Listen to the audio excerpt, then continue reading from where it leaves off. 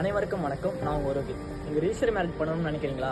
அதை எப்படி பண்றதுன்னு தெரியலையா? கவலைப்படாதீங்க, நான் உங்களுக்கு சொல்றேன். ஃபர்ஸ்ட், பொண்ணுக்கு 18 வயசு ஆகிருக்கும், பையனுக்கு 21 வயசு ஆகிருக்கும்.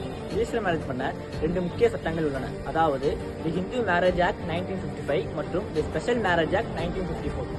Section 8 of Hindu marriage act என்ன சொல்லுதுன்னா, ரிஜிஸ்ட்ரேஷன் ஆஃப் ஹிந்து மேரேஜஸ், அதாவது இந்து திருமணம் நடைபெற்ற பின் அதை பதிவு செய்யலாம். திருமணத்தை நேரில் செய்ய வேண்டிய அவசியமில்லை.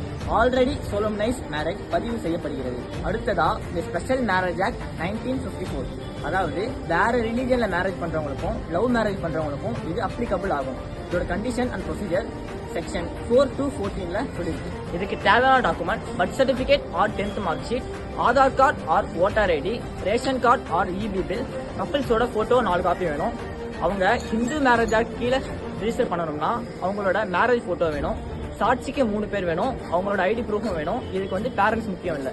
உங்களுக்கு அருகில் உள்ள சப் ரிஜிஸ்டர் ஆஃபீஸ் போய் நீங்க டைரக்டா அதை அப்ளை பண்ணிக்கலாம்.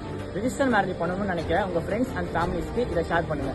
மேலும் ஏதாவது டவுட் இருந்தால் கமெண்ட் செக்ஷன்ல சொல்லுங்க. நன்றி.